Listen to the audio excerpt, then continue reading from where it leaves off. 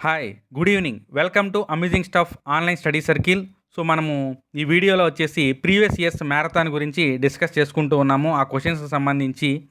So, already మనము AP హిస్టరీకి సంబంధించి maximum అన్ని ఏరియాస్‌ని టచ్ చేసాం. బట్ మోడర్న్ అనేది టచ్ చేయలేదు.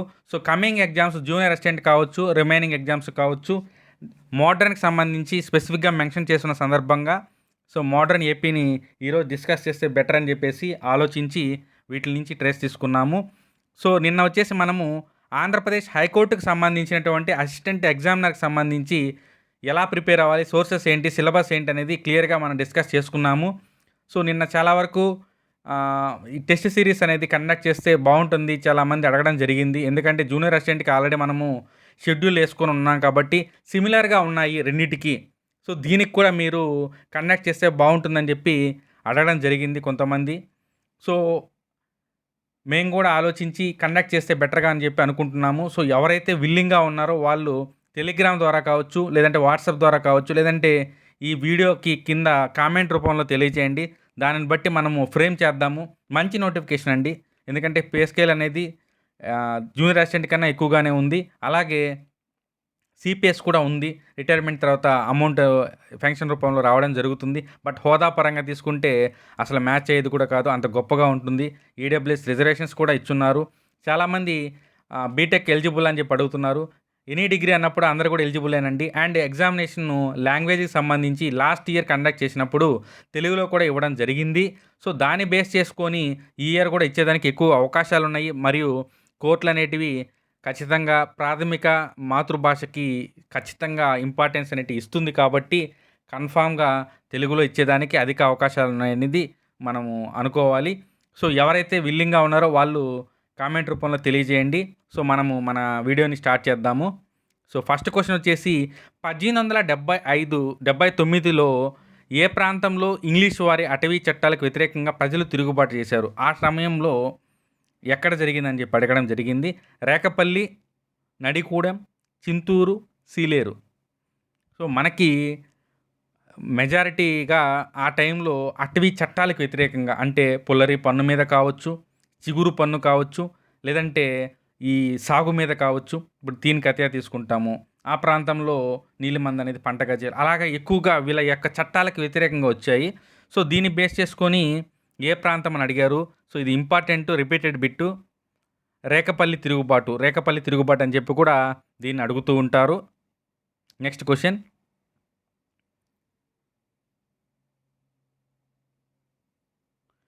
బిపిన్ చంద్రపాల్ గారి రాజమండ్రి పర్యటనలో క్రియాశీల పాత్ర పోషించినటువంటి సంస్థ ఏమిటి? Options: Balabharati Samiti, Surabharati Samiti, young men's association, Rajahmundry students association. So, మనకి బిపిన్ చంద్రపాల్ గారి పర్యటన అనేది చాలా అద్భుతమైన స్పందనతో ఆంధ్ర రాష్ట్రంలో 1907 ప్రాంతంలో జరిగింది.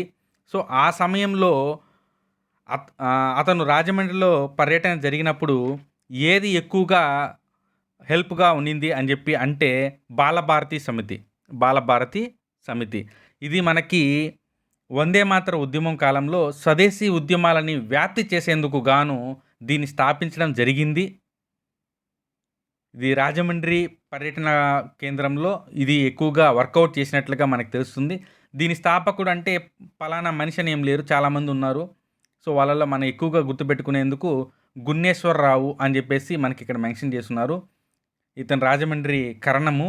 సో, దీన్ని స్థాపించినటువంటి స్థాపకుల్ని గాని మనం చూస్తే చిలకూరి వీరభద్రరావు, కంచమూర్తి రామచంద్రరావు, టంగుటూరి శ్రీరాములు, గుంటి లక్ష్మణ. బట్ అది మెజారిటీకి అడగరు. బాలభారతి సమితి ఎక్కడ అని అడుగుతారు. రాజమండ్రి. ఎందుకు? దీని ఉద్దేశం ఏమిటి? దీన్ని స్థాపించే ఉద్దేశం ఏంటి అంటే రాజమండ్రిలో వందే మాతరము స్వదేశీ ఉద్యమాల వ్యాప్తి, దానికోసంగా దీన్ని స్టార్ట్ చేశారు అని అర్థము. తర్వాత థర్డ్ క్వశ్చను. క్రింది వారిలో రాజమండ్రి ట్రైనింగ్ కళాశాల ప్రిన్సిపల్ ఎవరు? Captain Pritchard, Mark Hunter, Taylor, colonel Reed. మనందరికీ తెలిసిందే 1907లో ఆంధ్ర రాష్ట్రంలో ఈ స్వదేశీ ఉద్యమానికి సంబంధించి అనేక రకాల సంస్థలు కావచ్చు, ఉద్యమాలు కావచ్చు జరిగాయి. అందులో రాజమండ్రి కళాశాల సంఘటన అనేది చాలా చాలా ఇంపార్టెంటు. అందులో ఎందుకు అది ఇంపార్టెంట్ అంటే ఆనాటి కాలంలో విద్యార్థులందరూ కూడా బ్యాడ్జీలు ధరించి వందే మాతరాన్ని ఉచ్చరిస్తూ ఉండేవారని, అందుకు గాను కళాశాల ప్రిన్సిపల్ అయినటువంటి మార్క్ హంటరు విద్యార్థుల్లో కొంతమందిని కళాశాల నుంచి బహిష్కరించారని చెప్పేసి మనకు తెలుస్తుంది. అందులో ప్రధానమైనటువంటి వ్యక్తులు గాడిచెర్ల సర్వహరోత్మరావు గారు. సో ఇది కనెక్టివిటీ అనేది చూసుకోవాలి. 1907 ఇది బిట్టే, రాజమండ్రి బిట్టే, కళాశాల ప్రిన్సిపల్ బిట్టే అండ్ మార్క్ హంటర్ కూడా బిట్టే. నెక్స్ట్ 1910లో మచిలీపట్నంలో స్థాపించబడినటువంటి జాతీయ కళాశాలకి అధ్యక్షుడిని గుర్తించండి. ఆప్షన్స్: జ్ఞాపతి సుబ్బారావు, పట్టాభి సీతారామయ్య, చల్లపల్లి రాజా, కొండా వెంకటప్పయ్య. ఇంపార్టెంట్ బిట్ అండి, రేర్ బిట్ ఇది. ఆన్సర్ వచ్చేసి కొండా వెంకటప్పయ్య. నెక్స్ట్ ఆంధ్రాలో హోమ్ రూల్ ఉద్యమాన్ని ఏ పత్రిక గట్టిగా బలపరిచింది? ఆప్షన్స్: ఆంధ్రమాత, భరతమాత, తేజ, దేశమాత. ముఖ్యంగా ఆంధ్ర ప్రాంతంలో మనకి ఈ సాంస్కృతిక ఉద్యమం అనేది పెద్ద ఎత్తున జరిగింది. అందులో ప్రముఖ పాత్ర పోషించింది ముఖ్యంగా పత్రికలే. అందులోనూ హోమ్ రూల్ ఉద్యమాన్ని సపోర్ట్ చేసినటువంటి పత్రికల గురించి మనల్ని ఇక్కడ అడగడం జరిగింది. సో ముందైతే ఆన్సర్ చూద్దాము. దేశమాత.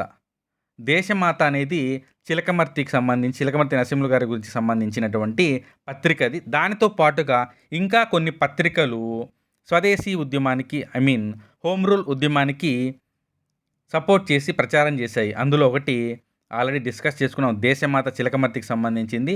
నెక్స్ట్ ఆంధ్రపత్రిక కాశీనాథుని, తర్వాత కృష్ణా పత్రిక వచ్చేసి కొండా వెంకటప్పయ్యది, న్యూ ఇండియా అనిబిసెంట్ది, అలాగే కామన్ వీలు అనిబిసెంట్ గారిదే. సో ఓవరాల్గా ఇన్ని పత్రికలు ప్రచారానికి ఎక్కువగా హెల్ప్ చేసినట్టుగా మనకు తెలుస్తూ ఉంది.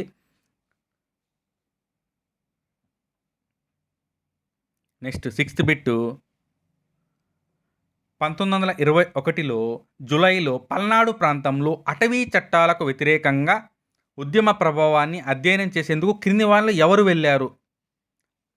ఆప్షన్స్: వేదం వెంకటాచారి, రామదాస్ పండితులు, ఉన్నవ లక్ష్మీనారాయణ, స్వామి సీతారాము. సో ముందు కాంటెక్స్ట్ తెలిస్తే తప్ప మనం దీంట్లోకి ఎక్కువగా ఇన్వాల్వ్ కాలేము. అంటే యాక్చువల్గా ఏమైందంటే గుంటూరు జిల్లాలోని పల్నాడులో కొన్ని ప్రాంతాలు అంటే గ్రామాలు ఏవైతే ఉన్నాయో ఆ గ్రామాలలో ప్రభుత్వం ఆ అడవుల్ని రిజర్వ్ ఫారెస్ట్ ఏరియాగా ప్రకటించడం జరుగుతుంది. అప్పుడు ఆ ఏరియాలో ఉన్నటువంటి ప్రతి పశువుపై 3 అణాల పుల్లరి పన్నుని ప్రభుత్వం విధించింది. అంటే ట్యాక్స్, ఆ పశువులు కదా గడ్డి మేసినందుకు గాను. అంటే ఇక్కడ పుల్లరి పన్ను అంటే పచ్చి గడ్డిపై విధించే పన్నుని పుల్లరి పన్ను అని అంటారు. సో అందుకు వ్యతిరేకంగా అక్కడ వచ్చినటువంటి ఉద్యమమే పల్నాడు అటవీ సత్యాగ్రహము లేదా పల్నాడు పుల్లరి ఉద్యమం అని చెప్పి కూడా పిలుస్తారు. ఈ ఉద్యమానికి గల నాయకుడే కన్నెగంటి హనుమంతుడు. అయితే అక్కడ ఉన్నటువంటి పరిస్థితుల్ని వాటిని అనాలిసిస్ చేసేందుకు గాను ఒకరిని నియమించడం జరుగుతుంది. ఎవరు అనేది మనకి ఇక్కడ బిట్ అడిగి ఉన్నారు. అది ఉన్నవ లక్ష్మీనారాయణ. సో ఇక్కడ మనకి ఈ కాంటెక్స్ట్లో ఆ అటవీ సత్యాగ్రహానికి సంబంధించి కాల్పులలో మరణించినటువంటి వ్యక్తి కన్నెగంటు హనుమంతు. ఇది గుర్తుపెట్టుకోవాలి. Next bit important bit. ఇది మొన్న 2016 గ్రూప్ 2లో కూడా అడగడం జరిగింది. 1920లో మద్రాసు శాసనసభకు జరిగిన ఎన్నికల్లో జస్టిస్ పార్టీ ఎన్ని స్థానాలు గెలుచుకుంది? 63, 64, 65, 66.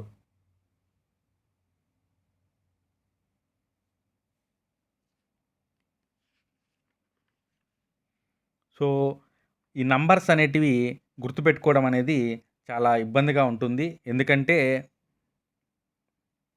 ఒక్కొక్క టైంలో కొన్ని గెలవడం జరిగింది. అంటే ఫస్ట్ ఎన్ని గెలిచింది, సెకండ్ ఎన్ని గెలిచింది, థర్డ్ ఎన్ని గెలిచింది అని అడుగుతారు. సో ఇక్కడ ఒక చిన్న ట్రిక్ ఉంది, అది నేను మీకు చెప్తాను ఇప్పుడు. 1920 అడిగారు. సో ముందైతే దీనికి ఆన్సరు 63. సో ఇప్పుడు ఏమైంది 6, 3 2 6 కాబట్టి ఇది గుర్తుపెట్టుకోవచ్చు. తర్వాత మనకి 1923లో జస్టిస్ పార్టీ 44 స్థానాలు గెలిచింది. డబ్లెట్ నంబరు సేమ్ 4. తర్వాత 1926లో 22 గెలిచింది. ఇది కూడా డబ్లెట్ నంబరు సేమ్. సో అలా గుర్తుపెట్టుకోవాలి. 1920, 23, 26 పోతే మనకి అసలు ఏంటి జస్టిస్ పార్టీ అని చెప్పి గాని చూస్తే బ్రాహ్మణులకు వ్యతిరేకంగా భారతదేశంలో స్థాపించినటువంటి మొట్టమొదటి రాజకీయ పార్టీ ఇది. మొదటి సమావేశం అనేది కోయంబత్తూరులో జరగడం జరిగింది. ఆంధ్ర ప్రాంతంలో కానీ మనకి జస్టిస్ పార్టీ యొక్క మొదటి సమావేశం ఎక్కడ జరిగింది అని చెప్పి కానీ అడిగితే తూర్పుగోదావరి జిల్లా బిక్కవోలులో జరిగింది. సో దీన్ని బేస్ చేసుకుంటే మనకి చాలా కాంటెస్ట్ ఉంటుంది. సో అందుకనే జస్టిస్ పార్టీ కంప్లీట్ ఎపిసోడ్ మొత్తం ఒకసారి రెఫర్ చేయండి ఈ బిట్టు సందర్భంగా. నెక్స్ట్, ఆంధ్ర ప్రాంతంలో ఉప్పు సత్యాగ్రహం నిర్వహించేందుకు గాను సర్వాధికారిగా నియమించినటువంటి వ్యక్తి గుర్తించండి. దండు నారాయణరాజు, కొండా వెంకటప్పయ్య, సికే నాగేశ్వరరావు, టిడి ప్రకాశము.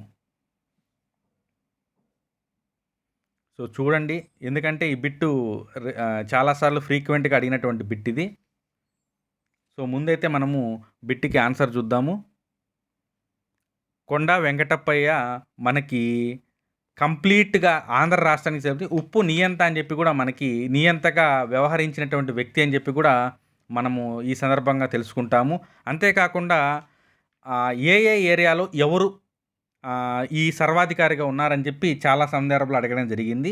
రాయలసీమలో నిర్మాణాత్మక కార్యక్రమాలు కల్లూరి సుబ్బారావు అంటే ఇతన్ని రాయలసీమ పిత అని చెప్పి కూడా పిలవడం జరుగుతుంది. ఆయన ఆధ్వర్యంలో రాయలసీమలో నిర్మాణాత్మక కార్యక్రమాలు జరిగాయి.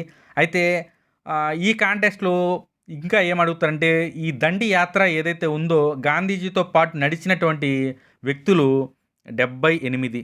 మొన్నెవరో రీసెంట్గా జరిగినటువంటి ఐఎన్సీ పీవైక్యూలో పీవైక్యూలో మొదటి ఐఎన్సీకి 72 మంది వెళ్ళారంటే కాదు, కొంతమంది 78 అని చెప్పడం జరిగింది.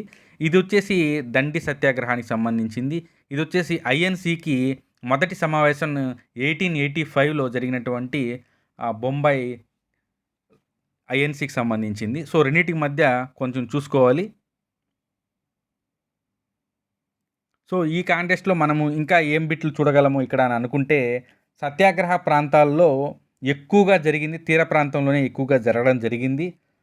డిక్టేటర్ అని చెప్పి అంటారు. ఏ ఉద్యమానికి సంబంధించినటువంటి పదజాలాన్ని గురించి అడిగినప్పుడు డిక్టేటర్గా అంటే సర్వాధికారిగా కొండా వెంకటప్పయ్యని ఇవ్వడం జరిగింది. దానికి బేస్ చేసుకుని దండయాత్రలో ఎక్కువగా పాల్గొన్నటువంటి మహిళలు దుర్గాబాయ్ దేశ్ముఖ్, సరోజినీ నాయుడు గారు. నెక్స్ట్, క్రింది వారిలో అసమర్థుని జీవిత యాత్ర నవలను రచించినది ఎవరు? NG Ranga, Sri Sri, K Lingaraju, T Gopichand.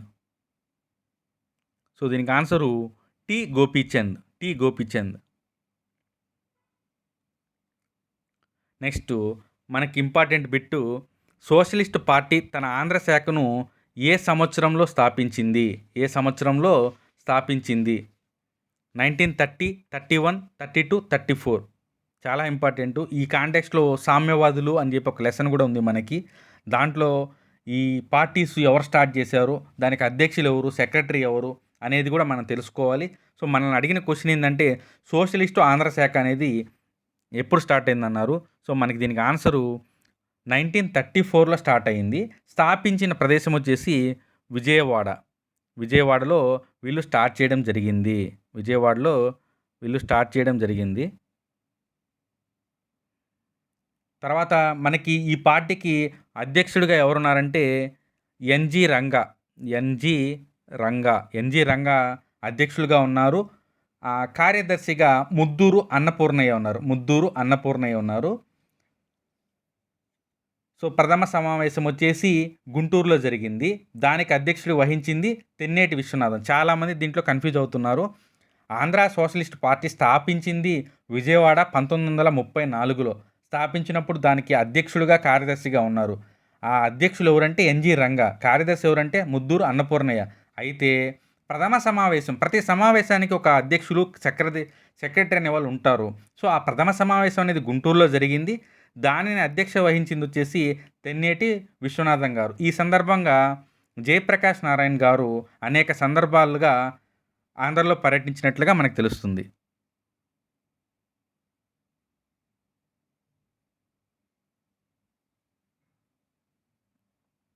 Next, Guntur నుండి కింది వారిలో హిందూ పత్రికలో తెలుగు ప్రజల ప్రస్తుత పరిస్థితి గురించి అనేక వ్యాసాలు రాసింది ఎవరు?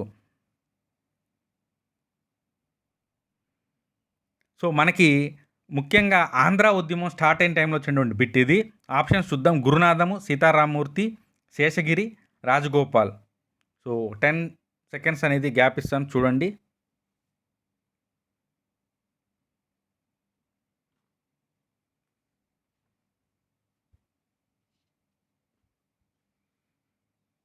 సో మామూలుగా అయితే దీనికి ఆన్సరు గురునాథం. అసలు ఏంటి కాంటెస్ట్ అనేది కానీ చూస్తే మనకి జొన్న విత్తుల గురునాథం అనేటువంటి వ్యక్తి ఆంధ్ర ఉద్యమం గురించి భావన దశలో ఉన్నప్పుడు, అంటే అప్పుడప్పుడే ఆంధ్ర ఉద్యమం గురించి ప్రజలకి అవగాహన కలుగుతున్న సమయంలో గుంటూరులో యంగ్ మెన్ లిటరసీ అసోసియేషన్, అంటే యువజన సాహితీ సమితి అనేదాన్ని స్టార్ట్ చేయడం జరిగింది. 1903లో గుంటూరులో స్టార్ట్ చేశాడు ఇతను. స్టార్ట్ చేసిన వ్యక్తి జొన్న విత్తుల గురునాథం. సో వీళ్ళందరూ కలిసి ఒక టీమ్గా ఉండి హిందూ పత్రికలో తెలుగువారి వెనుకబాటుతనం మీద అనేక వ్యాసాలు రాసి ఆంధ్రోద్యమ భావనకు బీజాలను నాటాడు. అంటే స్టార్టింగ్లో ఆ బుక్స్ చదివి, ఒరే మనోళ్ళు ఇంత గొప్పగా బతికారా, ఇప్పుడు చూడు ఈ విధంగా ఉంది, ఆల్మోస్ట్ ఎక్కువ మెజారిటీ ఉన్నటువంటి మన ప్రాంతం ప్రజలు ఇంతమంది ఉంటే అక్కడ సెక్రటేరియట్లో చూస్తే ఎక్కువగా తమిళులు ఉన్నారు, మనకి ఈనాటికి కూడా మద్రాసి అని చెప్పి అంటున్నారు తప్పిస్తే మనకంటూ ఓన్ ఐడెంటిటీ లేదు. గొప్ప విజయనగర సామ్రాజ్యం కావచ్చు, శాతవాహనుల సామ్రాజ్యం కావచ్చు, వాటన్నిటి గురించి వీళ్ళు బుక్కుల్లో రాయడం బట్టి చాలా వరకు వీళ్ళకి ఇన్స్పిరేషన్ తీసుకొని ఉద్యమం వైపు నడవడం జరిగింది.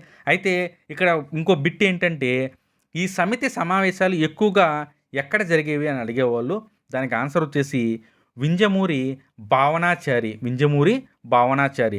యాక్చువల్గా ఇక్కడ రాద్దామంటే కుదరట్లేదు. ఇంకొక ఎక్విప్మెంట్ కోసం మేము ట్రై చేస్తున్నాము. అది రాగానే ఈ టైప్ ఆఫ్ ఈ ఎక్స్ప్లెనేషన్స్కి మేము పక్కన రాసిన దానికి ట్రై చేస్తాము. అంతలోపల అడ్జస్ట్ కావాల్సిందిగా కోరుతున్నాను. నెక్స్ట్, స్వంత ప్రభుత్వం ఉంటే తప్ప తెలుగు సంస్కృతికి రక్షణ లేదు అని ఏ తెలుగు పత్రిక వ్యాఖ్యానించింది? ఆప్షన్స్: దేశభాష, లోకమంజరి, దేశాభిమాని, శశిరేఖ. అసలు కంప్లీట్ ఎపిసోడ్ని కానీ మనం తీసుకుంటే ఆంధ్రోద్యమం టైంలో కొన్ని పత్రికలైతే భలే బీభత్సంగా ప్రచారం చేసి ప్రజల్ని భలే ఇన్స్పిరేషన్ చేసి వాళ్ళకి అవేర్నెస్ కల్పించాయి. అందులో ముఖ్యంగా ఈ బిట్టుకు సంబంధించి దేశాభిమాని. ఈ దేశాభిమాని పత్రిక అయితే ఇది ఒక ఆంగ్లో ఇండియన్ వారపత్రిక. ఇది గట్టిగా చెప్పాలంటే ప్రత్యేక ఆంధ్ర రాష్ట్ర ఏర్పాటు కోసము అమితంగా ఆసక్తి కనపరిచి మరియు అదే దిశలో తెలుగు ప్రజల ఐక్యమత్యాన్ని సాధించేందుకు, వారి సమస్యల్ని చర్చించేందుకు అధిక ప్రాధాన్యత ఇచ్చినటువంటి పత్రికగా దేశాభిమాని ఉంది. ఇది గుంటూరు నుంచి వచ్చేది. ఇందాక మనకి ఏ విధంగా అయితే లింక్ ఉందో, ఇది యువజన సాహితీ సమితి ఏదైతే ఉందో వాళ్ళకి వీళ్ళకి కూడా కొంచెం కనెక్షన్ ఉన్నట్టుగా మనకు తెలుస్తుంది. సో దేశాభిమాని. నెక్స్ట్, 1913లో బాపట్లలో జరిగిన ప్రథమ ఆంధ్ర మహాసభకు అధ్యక్షత వహించి ప్రత్యేక ఆంధ్ర రాష్ట్ర ఆలోచనని వ్యతిరేకించింది ఎవరు? సో ఇక్కడ పాయింట్ ఆప్షన్ చూడండి. న్యాపతి సుబ్బారావు, బిఎన్ శర్మ, కృష్ణారావు, రామచంద్రరావు.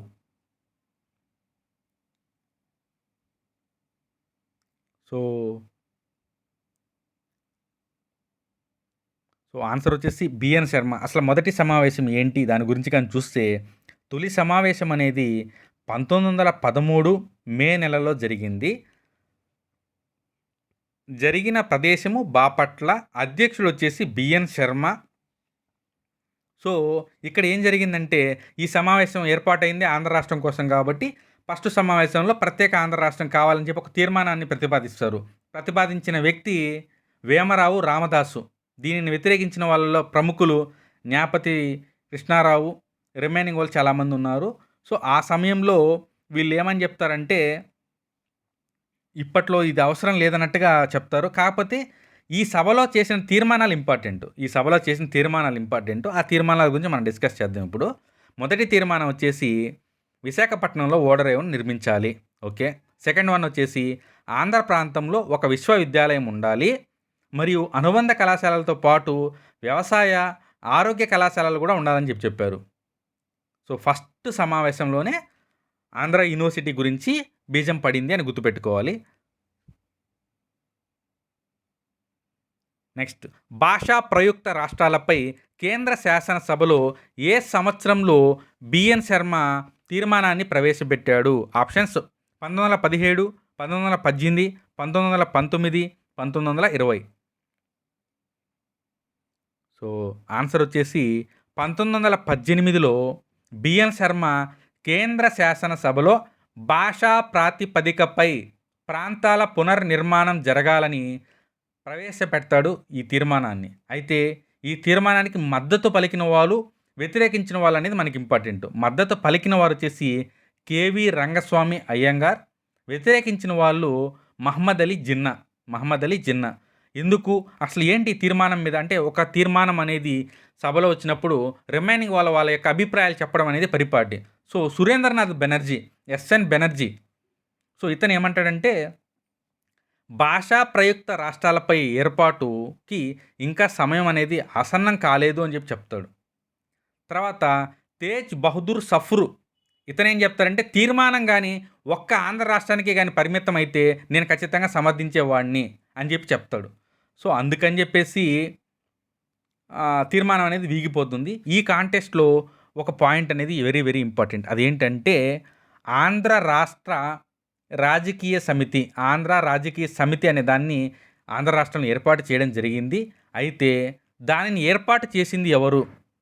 ఆంధ్ర రాష్ట్ర రాజకీయ సమితిని ఏర్పాటు చేసింది ఎవరు అనేది కామెంట్ రూపంలో తెలియచేయండి. కొంచెం టఫ్, కామెంట్ చేయండి. తెలియకపోతే రేపు దీనికి మనము పిన్ చేస్తాం కామెంట్ రూపంలో, ఇబ్బంది ఏం లేదు.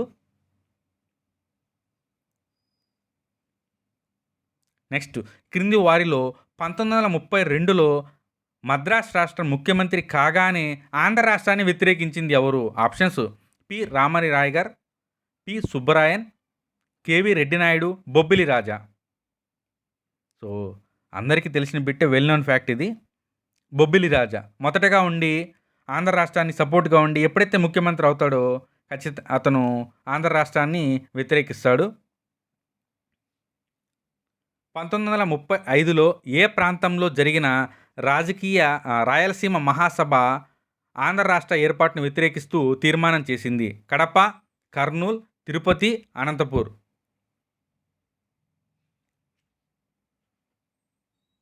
సో అసలు ఏంటి ఈ రాయలసీమ మహాసభలో అంటే, రాయలసీమ మహాసభ అంటే యాక్చువల్గా వాళ్ళకి కొన్ని ఇష్యూస్ అనేటివి, ముఖ్యంగా ఈ స్థల వివాదం, ఇది విశ్వవిద్యాలయానికి సంబంధించినటువంటి ఈ స్థల వివాదంలో ఆంధ్ర రాయలసీమ నాయకుల మధ్య దూరం అనేది అమాంతం పెరగడం జరిగింది. సో చాలా వరకు వీళ్ళు కలిసే ఉండే విధంగా ఆ టైంలో ఉన్నటువంటి రాయలసీమ నాయకులైనటువంటి కడప కోటిరెడ్డి, గాడిచెర్ల వీళ్ళంతా ట్రై చేస్తారు. బట్ వీళ్ళు కొంత వేరుగా ఉన్నట్టుగా ఉంటారు. సో ఆ కాంటెస్ట్లో 1934లో రాయలసీమ మహాసభలు స్టార్ట్ చేస్తారు. సో 1935లో కడపలో జరిగినటువంటి రాజకీయ సభలో వీళ్ళు ఆంధ్ర రాష్ట్ర ఏర్పాటును వ్యతిరేకిస్తూ తీర్మానం చేస్తారు. సో కడపలో జరిగింది. మొదటిది జరిగింది ఎక్కడ అంటే మద్రాసులో జరిగింది. మొదటి సమావేశం 1934 జనవరిలో మద్రాసులో నెమలి పట్టాభి రామారావు గారి అధ్యక్షన మొదటి సమావేశం జరిగింది. రెండవ సమావేశం వచ్చేసి కడపలో టిఎస్ రామకృష్ణారెడ్డి గారి ఆధ్వర్యంలో జరిగింది. దీంట్లో ప్రత్యేక ఆంధ్ర రాష్ట్రాన్ని వ్యతిరేకించాల్సిందే అని చెప్పి వీళ్ళు ఏకంగా తీర్మానం చేయడం జరిగింది. 1937లో ఆంధ్ర రాయలసీమ నాయకుల మధ్య ఒప్పందం కాశీనాథుని నాగేశ్వరరావు గారి గృహంలో జరిగింది. దానినే శ్రీబాగ్ ఒప్పందం అని చెప్పి అంటారు. అయితే ఈ శ్రీబాగ్ ఎక్కడ ఉంది అని చెప్పి క్వశ్చన్ అడిగారు మనల్ని. విజయవాడ, గుంటూరు, మద్రాస్, బెంగళూరు.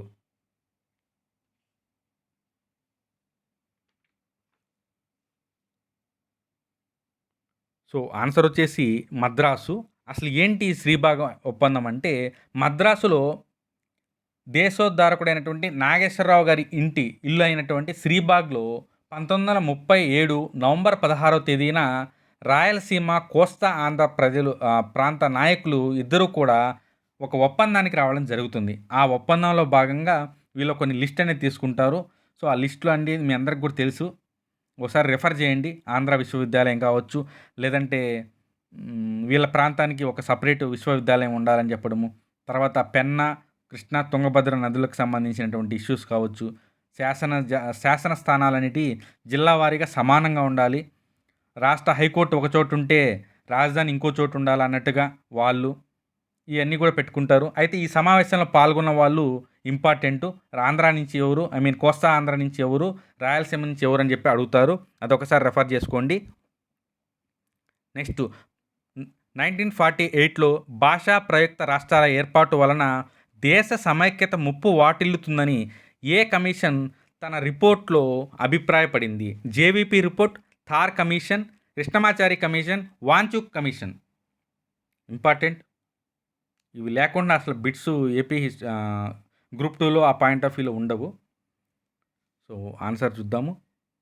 థార్ కమిషను ఇది 1948 జూన్ 17వ తేదీన భాషా ప్రయుక్త రాష్ట్రాల ఏర్పాటు వలన తలెత్తే పరిపాలనపరైన సమస్యలను పరిశీలించడానికి ఎస్కే థార్ అధ్యక్షతన ఒక కమిషన్ని ఇవ్వడం జరిగింది. ఇతను అలహాబాద్ హైకోర్టు మాజీ సీజే. దీంతోపాటు సభ్యులు ఎవరంటే పన్నాలాల్, నారాయణ్ లాల్.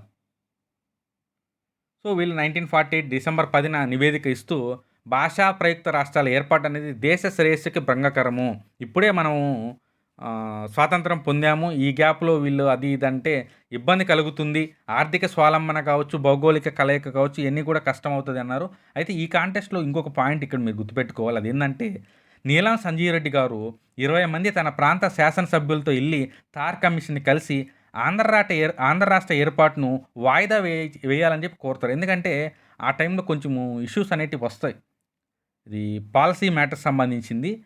సో వాటి గురించి మనము రఘునాథరావు గారి బుక్ని డీకోడిఫై చేసేటప్పుడు క్లియర్గా డిస్కస్ చేసుకుందాం. ఇప్పటిదాకా మనము ఏపీ హిస్టరీకి సంబంధించి బిఎస్ఎల్ హనుమంతరావు గారి బుక్ని డీకోడిఫికేషన్ చేశాము. అక్టోబరు 2nd వీక్ నుంచి మనము రఘునాథరావు గారి బుక్ని డీకోడిఫికేషన్ చేద్దాము. అంతటితో మనకి ఏపీ హిస్టరీ అయిపోతుంది.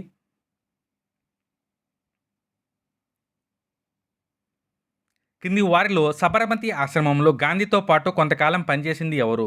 స్వామి సీతారాం, పట్టాభి సీతారామయ్య, కాళేశ్వరరావు, పొట్టి శ్రీరాములు. చాలా ఇంపార్టెంటు, అందరికీ తెలిసిందే.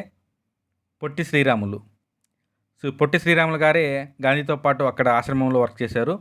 1954లో హైదరాబాద్లో జరిగిన 2వ విశాలాంధ్ర మహాసభలో క్రింది వారిలో ఎవరు విశాలాంధ్రకి గట్టి మద్దతు పలికారు? స్వామి రామానంద తీర్థ, జేవి నరసింహరావు, బి రామకృష్ణారావు, మహాదేవ్ సింగ్. స్వామి రామానంద తీర్థ. సో ఓవరాల్గా 20 బిట్స్ 20 టాపిక్స్ని టచ్ చేసుకుంటూ వచ్చాయి. సో మనకి మోడర్న్ ఇండియాకి సంబంధించి, మోడర్న్ ఏపీకి సంబంధించి కొంచెము ఎక్కువగా అనాలిసిస్ అనేది చేసుకోవాలి. ఒక బిట్ వచ్చినప్పుడు ఆ ఏరియాకి సంబంధించిన మొత్తం మీరు రెఫర్ చేయాలా. అలా చేస్తేనే ఈ పీవైక్యూకి న్యాయం చేసినట్టుగా ఉంటుంది. సో ఏపీ హైకోర్టుకి సంబంధించినటువంటి జాబ్ నోటిఫికేషన్ పడింది సెప్టెంబర్ 30 అంటే ఈ నెల 30వ తేదీన లాస్ట్ రోజు. కాబట్టి మీరు ఎవరైతే అప్లై చేయాలనుకుంటారో వాళ్ళు చేయండి. తర్వాత మనకి ఎగ్జామ్ డేట్ అనేది త్వరలోనే ఉంటుంది.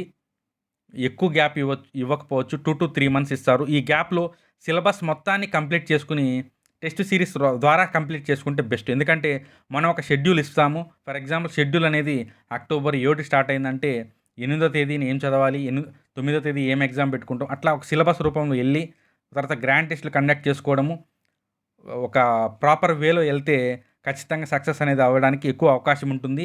దీని ప్రిపరేషన్ అనేది నెక్స్ట్ జూనియర్ అసిస్టెంట్కి హెల్ప్ అవుతుంది. కాబట్టి కొంచెం అటు ఇటైనా కానీ బాధపడాల్సిన అవసరం అనేది లేదు. So join our amusing stuff online study circle. We add value to your preparation. ఇదైతే కన్ఫామ్. సో ఈ test series, AP high court test సిరీస్కి కావాల్సిన వాళ్ళందరూ కూడా 9441541828కి కన్సల్ట్ చేయండి. Thank you. Please like, share and subscribe. So కొత్తగా చూసే వాళ్ళు ఖచ్చితంగా సబ్స్క్రైబ్ చేసి లైక్ చేయండి, కామెంట్ చేయండి. కామెంట్ రూపంలో అడిగిన క్వశ్చన్స్ అండ్ వచ్చిన మార్క్స్ని కూడా చేయండి. మీకు కొంచెం ఎంకరేజ్మెంట్గా ఉంటుంది. Thank you.